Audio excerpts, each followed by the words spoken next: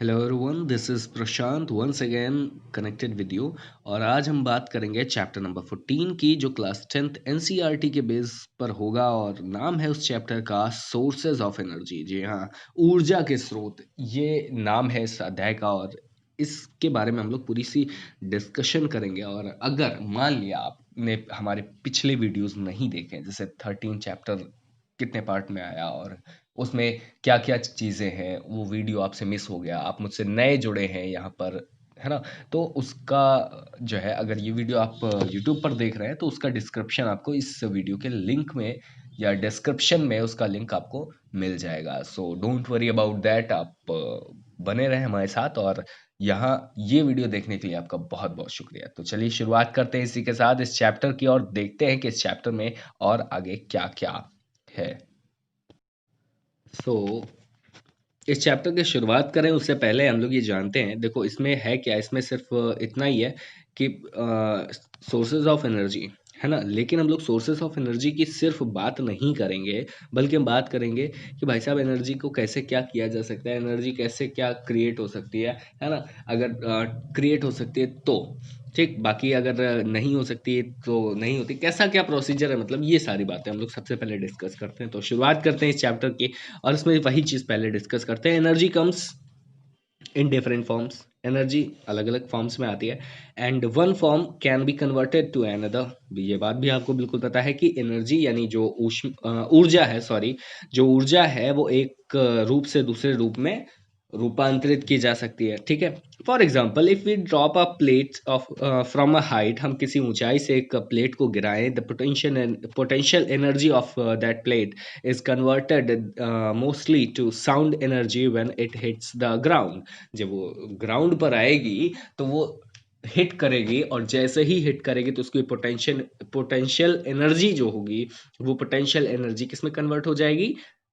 Sound में, है ना। और साउंड भी एक एनर्जी है, तो वो साउंड एनर्जी हो जाएगा। अच्छा, इस तरीके से एनर्जी एक फॉर्म से दूसरे फॉर्म में कन्वर्ट होती है। आप अपने हाथों को, दोनों हाथों को रब करें, या किसी एक सरफेस पर किसी दूसरी चीज को रब करें, तो थोड़ी देर रब करने के बाद में भी वो दोनों सरफेस गर्म हो जाते हैं। तो उसका भी कारण क्या है कि वहां भी एनर्जी है है ना। और वो जो उनकी पोटेंशियल एनर्जी या जो भी एनर्जी उनमें थी, वो बाहर आई, हीट एनर्जी में कन्वर्ट हो गई, ठीक है। ऐसा कुछ। अब जैसे यहाँ एक और एग्जांपल है यहाँ पर, if we if we light a candle, हम एक कैंडल जलाते हैं, the process is highly exothermic, so that the chemical energy of the wax is converted into heat energy and light energy on burning, है ना। तो हमने candle जलाई, candle जलाने पे क्या हुआ कि जो केमिकल एनर्जी थी, एक मोम की, जो रासायनिक ऊर्जा थी मोम की, वह कन्वर्ट हो गई, बदल गई किस में तो हीट एनर्जी यानी कि तापीय ऊर्जा या ऊष्मीय ऊर्जा कहते हैं इसको, है ना। और हीट के साथ साथ वो बदली किस में, तो लाइट एनर्जी में, ठीक है, जलने पर। अच्छा, इसी के साथ अब हम कुछ बात करते हैं कि एनर्जी के अच्छे स्रोत क्या क्या हो सकते हैं, है ना। सो a good source of energy would be one which has high calorific value, जिसकी हाई कैलोरीफिक वैल्यू हो, जिसमें जल्दी से आग पकड़ ले। भाई साहब, ऐसी भी चीज़ें जो है हमारी अच्छी ऊर्जा के स्रोत कहला सकती हैं, और बी इजीली एक्सेसिबल, आसानी से प्राप्य हो, यानी मिलने योग्य हो, प्राप्त करने योग्य हो आसानी से। जैसे कि जंगल में जाएं और लकड़ियां बटोर के ले आए, तो लकड़ियां क्या हुई, इजी एक्सेसिबल हुई, है ना। आगे की बात करते हैं, be easy to store and transport, लाना और रखना और ले जाना, लाना ले जाना और रखना, इसको कह सकते हैं, है ना। तो ये आसान हो, ठीक। हम जंगल गए, लकड़ियां बीन करके बटोर करके बिल्कुल हम लोग लेकर आए, वहां से हमने अपने घर में एक अच्छी जगह स्टोर कर दिया, सूखी जगह स्टोर कर दिया, और लकड़ियां स्टोर है। तो बहुत ही आसान है ना। बी इकोनॉमिकल, इकोनॉमिकल हो मतलब आर्थिक व्यवस्था से सुदृढ़ हो, या मतलब बिल्कुल चीप अमाउंट में हो, बहुत आसानी से अवेलेबल हो हमारे लिए, कम पैसे में अवेलेबल हो। हम लोग कहीं जाते हैं, जंगल में गए मान लिया, तो जंगल में हम लोग लकड़ियां बटोरने के लिए गए, जब लकड़ियां बीनने के लिए गए, तो क्या हमने वहां पर पैसे खर्च किए, नहीं किए, है ना। तो ये सस्ता माध्यम हो एनर्जी का, तो उसे हम एक अच्छा स्रोत कहते हैं एनर्जी का। चलिए अब main content of this video पर आते हैं, जो कि sources of energy. So sources of energy दो तरीके के होते हैं। कौन कौन से होते हैं, आइए जरा बात करते हैं, डिस्कस करते हैं सोर्सेज ऑफ एनर्जी में। पहला है कन्वेंशनल सोर्स ऑफ एनर्जी और दूसरा है non conventional source of energy. और कन्वेंशनल सोर्सेज में कुछ चीजें आती जो यहाँ पर पॉइंट वाइज लिखी हुई हैं, जिसमें पहला आता है फोसिल फ्यूल्स, दूसरा आता है thermal power plant, sorry, thermal power plant, और जो तीसरा है वो हाइड्रो पावर प्लांट है, फिर बायोगैस प्लांट है, फिर विंड एनर्जी प्लांट है ना। तो ये सारी चीजें आती हैं इसमें लगभग। अब इसी के साथ हम अगर नॉन कन्वेंशनल की बात करें, तो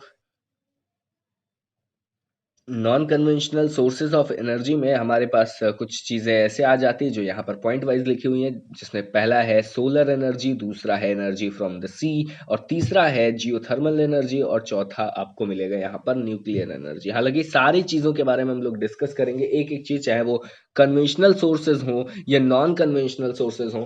तो फिलहाल अभी के लिए हम लोग जो है अब ये समझते हैं कि भाई साहब ये कन्वेंशनल सोर्सेज और नॉन कन्वेंशनल सोर्सेज होते क्या है। ठीक है, तो कन्वेंशनल सोर्सेस का मतलब सिंपल सा आप ये समझिए कि आपके पास ऐसा सोर्स ऑफ एनर्जी जो लिमिटेड अमाउंट में अवेलेबल हो, जैसे आप कह सकते हैं डीजल, पेट्रोल, ये तो एक लिमिटेड अमाउंट में ही है। क्या आपको ये अनलिमिटेड मिलता रहता है? नहीं मिलता। तो जो लिमिटेड अमाउंट में हमें सोर्सेज, ऐसे सोर्सेज, दो sources which we can get in limited amount, है ना, या we can get with limited amount, जो लिमिटेड अमाउंट से हमें नेचर में मिले हैं वो कन्वेंशनल सोर्सेज है। और जो अनलिमिटेड अमाउंट में मिले, फॉर एग्जांपल सनलाइट, सनलाइट भी, तो सनलाइट से हम लोग क्या करते हैं, खाना बना सकते हैं। अपने सोलर पैनल से इलेक्ट्रिसिटी कन्वर्ट करके अपने घर में जो है लैंप जला सकते हैं, इलेक्ट्रिक लैंप या इलेक्ट्रिक बल्ब जला सकते हैं, फैन चला सकते हैं, है ना। क्या हमें उसके लिए कुछ पैसे देने पड़ते हैं कि लो भाई साहब सूरज के असिस्टेंट को दे दिया, सन के असिस्टेंट को दे दिया, लो हमारी ये फीस है, हमारा ये बिल आया? ऐसा कुछ नहीं है ना। गवर्नमेंट हमें लाइट देती है तो हम गवर्नमेंट को बिल देते हैं, लेकिन क्या हम अपने घर में सोलर पैनल लगाते हैं तो हम उनको सूरज को, जहाँ से हमें रोशनी मिल रही है, वहाँ हम बिल देते हैं? नहीं देते ना। तो यही रीज़न है कि हम जिस चीज़ को लिमिटेड अमाउंट में पाते हैं उसे कन्वेंशनल, और जिस चीज को नॉन लिमिटेड या अनलिमिटेड अमाउंट में पाते हैं उसे हम non conventional source of energy कहते हैं। समझ में आ रही बात? आगे बात करते हैं इसके आगे की चीजों की, और इनको हम लोग रिन्यूएबल और नॉन रिन्यूएबल भी कहते हैं। जैसे कि यहाँ पर लिखा हुआ भी, आइए जरा उसको भी डिस्कस कर ही लिया जाए लगे हाथ। अब यहाँ पर है amount of sources of energy, some of them get exhausted, खत्म हो जा रही है, तो वो नॉन रिन्यूएबल है। जो खत्म होने वाली है वो नॉन रिन्यूएबल, और जिनको दोबारा से रिचार्ज किया जा सके, जैसे सोलर पैनल हम छत पर या घर के बाहर धूप वाली जगह में रख देते हैं, क्या हमको जो है एनर्जी एक बार मिल गई तो दोबारा नहीं मिलती? दोबारा हमको लेने के लिए पैनल बदलना पड़ता है? नहीं ना, हमें हर दिन उसी पैनल से एनर्जी मिल सकती है। ठीक है, अच्छा, या रिचार्जेबल बैटरी आती है, तो वो रिन्यूएबल में आ जाती है। लेकिन नॉन रिन्यूएबल ऐसी चीजें जो एक बार खत्म हो जाए और दोबारा उनको रिचार्ज ना किया जाए। ठीक है, जैसे आपकी घड़ी में लगने वाले सेल। ठीक है, चाहे रिस्ट वॉच की बात करें, चाहे जो दीवार घड़ी है उसकी बात करें। ठीक है, वो नॉन रिन्यूएबल में आते हैं। मुझे उम्मीद है कि आपको समझ में आ रहा होगा। चलिए आगे बात करते हैं, इसके एग्जांपल्स देख लेते हैं दोनों के। Non renewable source of energy की अगर बात करें तो कोल, पेट्रोलियम, नेचुरल गैस, ऐसी चीज़ें आपको बिल्कुल पता ही है। भाई कोयला भी एक लिमिटेड अमाउंट में है, पेट्रोलियम का मतलब डीजल, पेट्रोल और केरोसिन, ये सारी चीज़ें जो है एक लिमिटेड अमाउंट में है। क्रूड ऑयल लिमिटेड अमाउंट में है, नेचुरल गैस वो भी एक लिमिटेड अमाउंट में ही है हमारे नेचर में, है ना एक दिन ख़त्म हो जाएगा। अब बात करते हैं रिन्यूएबल सोर्स ऑफ एनर्जी, जैसे air, water, solar radiation, geothermal energy, ocean waves etcetera. अब ओशन वेव्स और जियोथर्मल एनर्जी क्या है? जियोथर्मल एनर्जी का मतलब होता है भूतापीय स्रोत। अब भूतापीय ऊर्जा का स्रोत कैसे? तो कहीं दलदल वाली जगहों पर गर्म जमीन और वहां से फिर कुछ गैसेस निकलती हैं, उन गैसेस को कंज्यूम कर लिया जाता है, कंज्यूम करने के बाद में फिर उन गैसेस का जो है यूज कर लिया जाता है। वही क्या है जो है इस जियोथर्मल एनर्जी का यूज है सही तरीके का। अब ओशियन वेव्स क्या, ओशियन वेव्स हमारे समंदर में लहरें उठती हैं, उन लहरों की चोट से हमें जो चीजें मिलती, जो एनर्जी मिलती है, उसे हम कहते हैं ओशियन वेव एनर्जी या वेव एनर्जी कहते हैं। ठीक है, सिंपल सी बात है। अच्छा, इसी के साथ हम थोड़ी सी आगे की बात करें, तो आगे हम लोग अगर बात करते हैं तो हमें अब ये डिस्कस करना है कि फोसिल फ्यूल्स क्या है। हम लोग पहले एक बार कन्वेंशनल सोर्स की बात करेंगे, जो एनर्जी के कन्वेंशनल होते हैं, कन्वेंशनल सोर्सेज, उन सारी की बात करके खत्म करेंगे। उसके बाद हम लोग नॉन कन्वेंशनल सोर्सेज की बात करेंगे और सारी पॉइंट्स को डिस्कस करके तब आगे बढ़ेंगे फिर। ठीक है, यहाँ पर पहला पॉइंट दिया गया है आपको जो है फोसिल फ्यूल्स। अब फोसिल फ्यूल्स क्या होता है, तो fuels which are developed by या डेवलप्ड फ्रॉम द फोसिल्स, है ना, जीवाश्म से जो ईंधन हुआ उत्पन्न, उसे ही, या ईंधन जो जीवाश्म से बना, उसे हमने क्या कहा, जीवाश्म ईंधन। ऐसा ईंधन जो जीवाश्म से बना, उसे हमने क्या कहा, जीवाश्म ईंधन। अभी कैसे बनता है, तो इसकी अगर बात करें तो formed over million of years ago, have only limited reserves, these are non-renewable source of energy। बिल्कुल सही बात है। इंडिया हैज अबाउट 6% शेयर, ये चीज याद रखिएगा, 6% शेयर इंडिया के पास है फोसिल फ्यूल का। इन दी वर्ल्ड रिजर्व्ड कोल, ठीक है, कोयले के रूप में संरक्षित है, एंड दैट में last 250 years more at the present rate of consumption. ठीक है, जो कि बहुत ज़्यादा इस जिस तरीके से यूज़ किया जा रहा है, ख़त्म किया जा रहा है, प्रयोग किया जा रहा है, उस दृष्टि से अगर देखा जाए तो बहुत ज़्यादा से ज़्यादा ये लगभग 250 सालों तक चलेगा, इससे ज़्यादा नहीं चलेगा। अच्छा, इसके कुछ डिसएडवांटेजेस भी होते हैं, यानी नुकसान भी। भाई हमने तो देखा कि भाई फोसिल फ्यूल क्या है, हमने गाड़ी में पेट्रोल भरवाया और गाड़ी लेकर के फर्राटे के साथ घूम रहे हैं, और हम या हमारे घर वाले जो है कहीं भी जाना होता है, पड़ोस की दुकान से जो है उनको बिस्किट का पैकेट लेने जाना है, तो वो वहां जाते हैं तो फिर बिना बाइक के नहीं जाते, तो वहां से अब ये जो बाइक जाएगी तो वो कहाँ से जाएगी, या तो इलेक्ट्रिकल बाइक हो तो इलेक्ट्रिसिटी या बैटरी से चलेगी। लेकिन आजकल अभी इंडिया में इलेक्ट्रिक बाइक के, इलेक्ट्रिक स्कूटर इतना ज्यादा फेमस नहीं है, इलेक्ट्रिक व्हीकल, है ना, क्योंकि चार्जिंग पोर्टल भी अवेलेबल नहीं है, उनको अलग से बैटरी चार्ज करनी पड़ती है। हाँ, है ना। तो अब हम लोग डीजल या पेट्रोल वाली व्हीकल्स यूज करते हैं, तो हम क्या करते हैं, हमने गाड़ी उठाई, हम लोग चले गए और बिस्किट का पैकेट ले आए, हमारे लिए तो बहुत आसान है। लेकिन हमने पैसे दे करके वो पेट्रोलियम खरीदा था भले ही, लेकिन हमारे पास पैसे ज्यादा है इसलिए हमने खर्च कर दिया, हमें पता नहीं लगा। लेकिन उससे और भी तो नुकसान हुआ जो हमने इग्नोर कर दिया। वो नुकसान क्या है, तो नुकसान सिंपल इतना है कि जब हम लोग व्हीकल ड्राइव करेंगे, when we drive the vehicles, then जो टॉक्सिक गैसेस हैं वो भी तो रिलीज आउट होंगी, वो भी निकलेंगी। और जो टॉक्सिक गैसेस निकलेंगी उनसे पॉल्यूशन होगा कि नहीं होगा, एयर पॉल्यूशन होगा कि नहीं होगा, है ना। और अगर हमारे पास भाई साहब जैसे आजकल तो बुलेट्स आ गई हैं, बुलेट इतनी तेज आवाज करती है ना, तो उससे साउंड पॉल्यूशन भी होता है, जिसको क्या बोलते हैं anyway, ध्वनि प्रदूषण, है ना। तो ध्वनि प्रदूषण वगैरह भी चीजें होती हैं, तो ऐसा हम लोगों को इग्नोर करना चाहिए, जितना कम से कम यूज कर सके हम उतना करना चाहिए। बहुत ज्यादा दूरी के लिए और बहुत इमरजेंसी में ही दूरी के लिए हम लोगों को इसको यूज करना चाहिए। Otherwise you should carry this bicycle, है ना। आप अपनी साइकिल को जो है कैरी कर सकते हैं, अपने साथ रख सकते हैं। बगल के पड़ोस के यहाँ से कुछ लाना है, आपने साइकिल निकाली और फट से गए कुछ लेके आ गए। इसमें क्या हुआ, इसमें आपकी एनर्जी तो लगी, थोड़ी सी आपकी एनर्जी लगी ना। अब ये एनर्जी आपने जो लगाई, उसको घर आकर के ब्रेकफास्ट करके या दो रोटी खा करके आपने एनर्जी रिस्टोर कर ली, रीगेन कर ली, है ना। क्या दिक्कत है ना। तो इससे नुकसान तो नहीं हुआ, पॉल्यूशन का नुकसान तो नहीं हुआ, है ना। मान लिया भले ही हम पेट्रोल डीजल के दाम में हमने अपना वही रोटी खाना पीना खा लिया, ठीक है, लेकिन पॉल्यूशन तो नहीं फैला। साइकिल से इतना तेज मुझे नहीं लगता कि ध्वनि प्रदूषण भी होता है ना। तो अगर होता होगा तो मुझे कमेंट करके बता दीजिएगा, मुझे पता नहीं है साइकिल से, है ना। हालांकि मैं साइकिल चलाता हूँ, लेकिन कभी ध्वनि प्रदूषण उत्पन्न करने वाली साइकिल मैंने नहीं चलाई, और उम्मीद है कि आगे भी नहीं चलाऊंगा। खैर, अब इसके और भी जो डिसएडवांटेजेस है वो जरा जानते हैं। इसमें क्या disadvantages of burning fossil fuels में देखते हैं। रिलीज ऑक्साइड्स ऑफ कार्बन, बिल्कुल कार्बन के जो ऑक्साइड्स हैं वो रिलीज करती है, ठीक है, फोसिल फ्यूल्स बर्निंग में। नाइट्रोजन, सल्फर एसिडिक नेचर का सल्फर रिलीज करती है जो कि एसिडिक रेन के लिए रिस्पॉन्सिबल होता है सल्फर डाइऑक्साइड के फॉर्म में। Cause air pollution and acid rain and GHE, GHE मतलब ग्रीन हाउस इफेक्ट, है ना। ग्रीन हाउस इफेक्ट के लिए CO2, है ना, कार्बन डाइऑक्साइड गैस सबसे ज़्यादा रिस्पॉन्सिबल होती है, CFC वगैरह रिस्पॉन्सिबल होती है। और उसके बाद नाइट्रोजन जो है, नाइट्रोजन और सल्फर मिल करके जो है टॉक्सिक गैसेस क्रिएट करती हैं। और सल्फर अकेले ऑक्साइड की अगर बात करें तो एसिडिक ऑक्साइड अगर नेचर है सल्फर का, तो सल्फर के जो ऑक्साइड्स हैं उनका एसिडिक नेचर होने पर वो जो है एसिड रेन का भी एसिड रेन के लिए भी रिस्पॉन्सिबल होती है। ठीक है, जैसे कि ताजमहल का रंग भी थोड़ा सा डल पड़ रहा है, उसकी जो चमक है वो चमक भी कम पड़ रही है। खैर ये सारी बातें मुझे उम्मीद है कि आपको पता है। लेकिन अब हम बात करते हैं थोड़ी सी एक ऐसे मॉडल की, model of thermo electric production.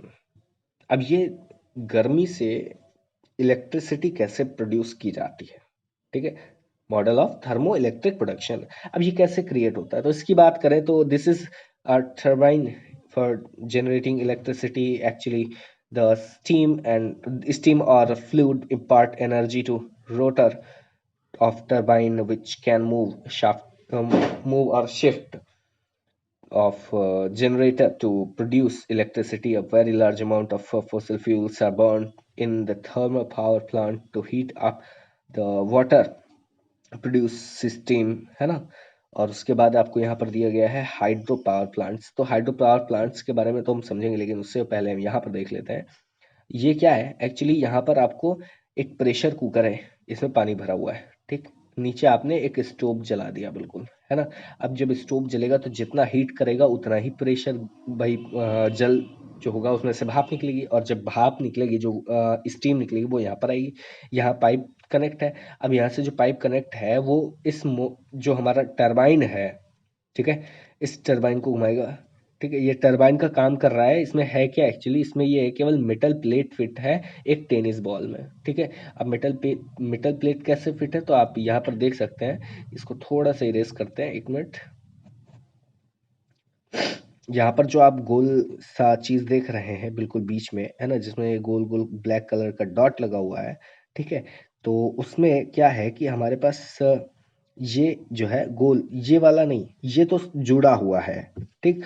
ये पूरा जो इसके बाहर का एक गोल वाला हिस्सा ना, ये वाला, ये इस तरीके से जो गोल वाला है, ये है ना, ये वाला हिस्सा एक बॉल है, ठीक है। अब ये टेनिस बॉल है और इसमें ही ये जो आपको आप देख रहे हैं ना, या तीन तरीके के ब्लेड्स को नजर आएंगे आपको, है ना। ये ब्लेड्स आपके क्या काम करते हैं, ये ब्लेड्स ही आपके जो है उसमें टेनिस बॉल में बिल्कुल धसे हुए, गड़े हुए, तिरछे करके, ठीक है। अब उसमें होता क्या है कि जब हीट यहाँ से आती है तो इस ब्लेड्स पर टकराती है। इन ब्लेड्स पर टकराने के बाद जब ब्लेड्स पर टकराती है तो ब्लेड पर प्रेशर पड़ता है और ब्लेड धीरे से मूव करता है। और जब मूव करता है तो इतने में दूसरा ब्लेड आता है, दूसरे पर भी प्रेशर पड़ता है, वो फिर से मूव करता है, तीसरे आ जाता है, तीसरे पर भी पड़ता है, वो भी मूव कर जाता है। और इस तरीके से जब तक हमारी स्टीम निकलती रहती है तब तक वो मूव करता रहता है बॉल के साथ। अब बॉल कनेक्ट है एक डायनेमो से, किससे, डायनेमो से। और डायनेमो का काम क्या है, मैकेनिकल एनर्जी को इलेक्ट्रिकल एनर्जी में कन्वर्ट करना। किसको, तो हमारी मैकेनिकल एनर्जी को किस में कन्वर्ट करना, तो ये होता है इलेक्ट्रिकल एनर्जी में कन्वर्ट करना, ठीक है। इलेक्ट्रिकल एनर्जी, ठीक है, इलेक्ट्रिकल एनर्जी में कन्वर्ट करना, ये काम किसका होता है, तो ये काम होता है हमारे डायनेमो का, ठीक है। और डायनेमो कनेक्ट कर दिया हमने एक बल्ब से, हमारा बल्ब आराम से चल गया, ठीक है। अब यही है थर्मो इलेक्ट्रिक प्रोडक्शन, ठीक। अब इसके साथ में ही एक चीज यहाँ पर आपको और भी दी गई है, हाइड्रो पावर प्लांट्स, ठीक है। अब हाइड्रो पावर प्लांट्स कैसे काम करते हैं, कन्वर्ट कैसे करते हैं पोटेंशियल एनर्जी को, कैसे, क्या उससे कैसे चीज़ें क्लियर आउट होती हैं, तो आइए ज़रा उसको भी समझ लेते हैं लगे हाथ। अब यहाँ पर आप फिगर भी देख रहे हैं और जो चीज़ें लिखी हैं उसको भी देख रहे हैं। हमें पढ़ना है पहले ये पॉइंट, ठीक है। अब यहाँ इस पॉइंट में क्या दिया है, hydro power plants convert the potential energy of falling water into electricity, since there are a few waterfalls which could be used as a source, or which could be used a source of potential energy. Hence this is the reason a large number of dams are built all over world. Around 25% of our country's energy requirement is met by hydro power plants. बहुत ही simple है।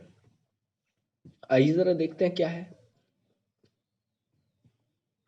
तो देखिए, हमने dam बनाया, ठीक। Dam बनाने पर पानी रुक जाता है, ये पानी हमने रोक लिया, ठीक है। इसमें एक स्लाइड गेट लगा दिया। अब जब ये गेट ऊपर उठेगा, ये खुलेगा थोड़ा सा, तो यहाँ से कुछ थोड़ा सा अमाउंट पानी का बाहर आएगा।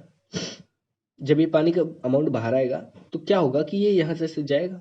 अब यहाँ लगा हुआ एक टरबाइन है ना, ये टरबाइन में ब्लेड लगे होते हैं। पानी जब उन ब्लेड से टकराएगा तो टरबाइन घूमेगा, ऐसे घूमेगा ना इधर की ओर, ऐसे, ठीक है, ऐसे घूमेगा। अब जब ये घूमेगा तो ये टरबाइन यहाँ से कनेक्ट है डायनेमो से। अब ये जो डायनेमो से कनेक्ट है, तो टरबाइन अगर घूमेगा डायनेमो भी घूमेगा, सिंपल सी बात है। और डायनेमो अगर घूमा तो भाई साहब, अभी थोड़ी देर पहले हमने ये बात करी थी कि डायनेमो का काम क्या होता है, तो मैकेनिकल एनर्जी को इलेक्ट्रिकल एनर्जी में कन्वर्ट करना। डायनेमो घूमा, मैकेनिकल एनर्जी को इलेक्ट्रिकल एनर्जी में कन्वर्ट कर दिया। उसके बाद क्या हुआ, उसके बाद हुआ ये कि यहाँ से इनकी इलेक्ट्रिकल एनर्जी लेकर के अलग अलग तरीके से इलेक्ट्रिकल लाइंस में स्टोर कर दी गई, ठीक है। कोई दिक्कत, आगे बढ़ते हैं। अब ये यहाँ देखो, पानी बहुत ज़्यादा अमाउंट में रोका जाता है, क्यों? क्योंकि एक पोटेंशियल एनर्जी क्रिएट हो सके। जब कम पानी रहेगा, प्रेशर ज़्यादा रहेगा, तो पानी तेज अवस्था में ऊपर से नीचे की तरफ आएगा। और जब ये ऊपर से नीचे की तरफ भागेगा ना पानी, तब क्या होगा? तब होगा ये कि ये जो टरबाइन है यहाँ पर, ये टरबाइन के ब्लेड्स से पानी बहुत तेजी से टकराएगा। और जब टकराएगा तो जितना तेज टकराएगा उतना ही तेज हमारा टरबाइन घूमेगा। और जितना तेज टरबाइन घूमेगा उतना ही अच्छा प्रोडक्शन हमारा इलेक्ट्रिसिटी का होगा, क्योंकि उतनी तेज ही डायनेमो काम करेगा, है ना। अच्छा, इसके कुछ नुकसान भी हैं। अच्छा, एक बात यहाँ और है कि जो है ये पोटेंशियल एनर्जी बहुत ही आसानी से हमको मिल जाती है पानी की, इसी वजह से दुनिया भर में बहुत ज़्यादा डैम्स बनाए गए हैं। और दुनिया की अगर बात छोड़ दें और भारत की ही बात करें, तो भारत में कितना 25% एनर्जी जो आती है वो इसी प्रोसेस से आती है। इस प्रोसेस का मतलब हाइड्रो पावर प्लांट से ही आती है, ठीक है। इसके नुकसान भी है, आइए जरा बात करते हैं उन चीज़ों की। अच्छा, एक और बात कि डैम्स बनाए क्यों जाते हैं, डिसएडवांटेजेस की बात करेंगे, लेकिन उससे पहले बात कर लेते हैं हम लोग कि आखिर ये डैम्स बनाए क्यों जाते हैं। तो उसके कुछ रीज़न है कि अगर हम डैम नहीं बनाएंगे तो गांव हमारे नदियों में डूबे रहेंगे, ठीक है। ओवरफ्लो होगा रिवर्स में, तो कभी भी हादसा हो सकता है। प्रोवाइड वाटर फॉर इरिगेशन, जब भी हमें खेती के लिए पानी चाहिए हो, हम फ़ोन करते हैं, थोड़े अमाउंट में पानी खोल दिया जा सकता है, ठीक है। और दूसरा, जो आप जानते हैं, to generate the hydro electricity, जल द्वारा विद्युत उत्पादन के लिए, ठीक है। ये जो दो तीन पॉइंट हैं, इन्हीं पॉइंट्स की वजह से हम लोग डैम बनाते हैं। लेकिन डैम का नुकसान भी है, तो आइए ज़रा देखते हैं कि वो डैम का नुकसान क्या है। अब इन नुकसानों की अगर बात करी जाए तो बेसिकली केवल दो नुकसान है। पहला, submarine or loss of large variety of flora, fauna and human settlements, and rotting of submerged vegetation release greenhouse gas CH4, ठीक। and the next one is they pose dangerous of earthquake, landslides etc. अब देखो ज़रा, ऐसा क्यों होता है? तो ऐसा इसलिए होता है कि ये हमारा यहाँ पर जो आप देख रहे हैं, ये हमारा ग्राउंड लेवल है, ठीक। ग्राउंड लेवल के नीचे रिजर्वायर से पानी इकट्ठा करने के लिए हमको बहुत ज़्यादा नीचे खुदाई करनी पड़ती है, और वहाँ से कंक्रीट की एक दीवार या एक सॉलिड चीज़ें बनानी होती हैं, या पूरा सॉलिड होता है, ठीक है। इसको ब्रेक नहीं कर सकता पानी। अब होता क्या है, होता यह है कि ये ज़मीन के अंदर है, ठीक। और ये जो रास्ता आप पानी के बहने का देख रहे हैं ना, ये भी ज़मीन के अंदर है, क्योंकि हमारा ग्राउंड लेवल तो यहाँ पर है, ठीक। या तो यहाँ है, या फिर हो सकता है हमारा ग्राउंड लेवल यहाँ हो, इस लेवल पर। लेकिन ये जो पानी का रास्ता है, ये तो नीचे है ना, और इसमें ही हमारा टरबाइन लगा हुआ है। तो जब टरबाइन चलेगा तो एक वाइब्रेशन क्रिएट होता है, और वाइब्रेशन क्रिएट होने से अर्थक्वेक की पॉसिबिलिटीज बढ़ जाती हैं। क्यों? क्योंकि ये पूरा डैम हमारा वाइब्रेट कर सकता है। हालांकि टेक्नोलॉजीज बहुत हाई हो गई हैं, इसकी वजह से डैम्स की वजह से आजकल जो अर्थक्वेक है वो नहीं आते। शुरुआत में ऐसे आते थे बट अभी नहीं आते, है ना, क्योंकि यहाँ पर जो है इस साइड में हमारे जो है वो लगा दिए जाते हैं, जिसको क्या बोलते हैं, एब्जॉर्बर या शॉकर, है ना। तो शॉकर क्या करते हैं कि शॉक को एब्जॉर्ब कर लेते हैं। आगे की बात करते हैं। अब एक और चीज़ देखिए कि जब पानी यहाँ रिजर्वायर से यानी संगठन से बह करके इधर आएगा, तो पानी में रहने वाली छोटी मछलियाँ, पेड़ पौधे, वनस्पति, जीव जंतु सभी वो भी तो यहाँ आ जाएंगे। और जब आएंगे तो यहाँ तो लगे हैं ब्लेड, वो ब्लेड से टकराएंगे और मर जाएंगे। और इस तरीके से जब वो मर जाएंगे तो उनकी डेड बॉडी तो कहीं इधर उधर पड़ी रहेगी उसी पानी में। और जब वो इधर उधर पड़ी रहेगी, क्यों? क्योंकि पानी तो यहाँ से लगातार ऐसे बहता हुआ चला जा रहा है इधर की ओर, कहीं बह जाएगा रिवर में, है ना। गलती से अगर वो कहीं फंस गए तो वो सड़ेंगे। और जब वो सड़ेंगे तो CH4 यानी मीथेन गैस क्रिएट होगी। और मीथेन गैस हमारे एनवायरनमेंट के लिए बहुत ज़्यादा प्रेफरेबल नहीं है। यानी कि अगर थोड़ा बहुत अमाउंट है तो चल सकता है, लेकिन बहुत ज़्यादा अमाउंट में अगर आपके आसपास एक कुत्ता मरा हो और वो सड़ने लगे, कितनी बदबू आती, क्या आप वहाँ रह सकते हैं? नहीं रह सकते, है ना। तो उसी के कॉन्सेप्ट पर आप समझ सकते हैं। अच्छा, वो बदबू क्यों आती? क्योंकि जाहिर सी बात है कि बॉडी एक सड़ रही है तो उसमें से मार्श गैस निकल रही है, ठीक है। तो मार्श गैस की वजह से ही ऐसा होता है, हालांकि कुछ और चीज़ें रिस्पॉन्सिबल होती हैं उस चीज़ के लिए। खैर, फिलहाल आगे बढ़ते हैं अभी के लिए।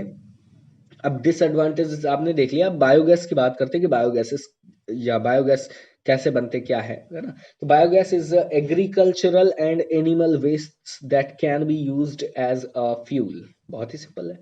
एग्रीकल्चरल एंड एनिमल वेस्ट जो होता है उसको यूज करके हम लोग फ्यूल बनाते हैं, और वही फ्यूल क्या है? बायोगैस है। ठीक, एग्जाम्पल के तौर पर बायोमास क्या है? तो firewood, cattle Dang, sewage, dry leaves, stem and badges, है ना। ये सारे क्या है? इन सबको एक ही जगह इकट्ठा कर दिया था, पड़ा रहने देते हैं, सड़ने देते हैं, ठीक है। और उसके बाद इसमें से जो गैस निकलती है उसको हम इकट्ठा कर लेते हैं, ठीक। और यही बायोगैस है। Normally, biogas has low calorific value and produce lot of smoke when they are burned. जब ये जलाई जाती है तो बहुत ज़्यादा धुआं निकालती हैं, और लेकिन इनमें जो कैलोरीफिक वैल्यू होती है वो बहुत कम होती है, ठीक है। तो क्या कहा जा रहा है कि their efficiency as a good fuel has been increased tremendously with the application of technology. लेकिन इनकी जो क्या बोलते हैं उसको, कैपेसिटी है, एफिशिएंसी है, क्षमताएं हैं, वो अचानक से बढ़ाई जा सकती हैं। कैसे? टेक्नोलॉजी का यूज़ करके, प्रौद्योगिकी का उपयोग करके, ठीक। और जैसे कि गाय का गोबर है, ठीक है। अब उस गाय के गोबर को हम लोग बहुत ही सस्ते में प्राप्त कर सकते हैं, और उसको एक जगह इकट्ठा कर दिया टैंक में। और जब वो टैंक में इकट्ठा कर दिया, कुछ टाइम तक पड़ा रहेगा, और हम ऊपर से डालते जाएंगे, नीचे वाला वहीं पड़ा रहेगा, तो वो अपने आप मैन्योर में कन्वर्ट हो जाएगा, और जब खाद में बदल जाएगा हम उठा के खेतों में डाल देंगे, ठीक है। इससे हमारे खेतों में खाद की भी आपूर्ति हो जाएगी, यानी जो कमी है वो पूरी हो जाएगी, और हमको अलग से खाद खरीदनी भी नहीं पड़ेगी, इजंट इट। तो इस तरीके से ये सस्ती चीज़ें हो गई। और उनसे जो गैस निकलेगी, अगर हम वो गैस भी इकट्ठा करना जानते हैं, जो भी डिफरेंट टाइप की उसमें से गैसेस निकलती हैं उनको अलग अलग, और एक पर्टिकुलर एक गैस को एक जार में इकट्ठा कर लेते हैं, तो उसको भी हम मार्केट में सेल आउट कर सकते हैं या यूज कर सकते हैं खुद के लिए भी, है ना। तो वो भी एक अच्छी चीज है, ठीक। अच्छा, अब इसी के साथ थोड़ी सी आगे बात करते हैं। अब यहाँ पर बायोगैस के बारे में कुछ चीजें हैं। यहाँ पर लिखा है charcoal is better fuel than wood because it do not contain water and other volatile material which are present in wood, ठीक है। अच्छा, देखो, चारकोल अच्छा होता है लकड़ी से, ठीक। क्यों? अगर कोई पूछे चारकोल लकड़ी से अच्छा फ्यूल है तो उसका कारण क्या है? कारण सिर्फ ये है कि चारकोल अगर हम पानी में डालेंगे तो वो पानी को ऑब्जर्व नहीं करेगा, पानी अवशोषित नहीं करेगा, लेकिन लकड़ी को हम पानी में डाल देंगे थोड़ी देर के लिए तो वो एब्जॉर्ब कर लेगी, ठीक है। यही कारण होता है, लकड़ियां पानी में फूल जाती हैं, पानी को एब्जॉर्ब कर लेती हैं, ठीक है। और यही रीज़न भी है कि क्या होता है कि जो हमारा चारकोल है वो अच्छा फ्यूल माना जाता है, ना कि वुड या अपेक्षा वुड के। ठीक। अब कह रहा है इसमें एक लाइन और कि out with would Burns without smoke flames and has high calorific value. ठीक है। बहुत ज़्यादा ज्वलनशीलता होती है और बिना गैस और बिना धुएं के जलता है। ठीक है, बिना ज्वाला आई मीन बिना ज्वाला और बिना धुएं के जलता है। बायोगैस की एक बात यहाँ पर कही गई कि biogas is an excellent fuel and contains 75% of methane, which is CH4. It burns without smoke, leaves no residues like ash with high heat capacity. Biogas is produced by anaerobic decomposition of slurry means cow dung and water mixture. ठीक है, जो अभी हम लोग खाद इकट्ठा किए थे ना, उसी से निकलने वाली गैस है। By microbes, this process is applied in a biogas plant. ठीक, समझ में आ रही बात? बायोगैस प्लांट का जो मेन कंटेंट होता है वो मीथेन ही होती है, CH4। ठीक है, और वो काफ़ी अच्छे से यूज़ की जाती है। क्यों? क्योंकि उसमें जो है वो अच्छे तरीके से जलती है और बिना धुएं के चलती है। ठीक है, आपके घर में जो LPG आती है उसमें भी जो मेन कंटेंट है वो CH4 ही है। ठीक है, लेकिन CH4 की अपनी कोई बदबू नहीं होती है। एक और बात। ठीक, अब जरा आगे बात करते हैं।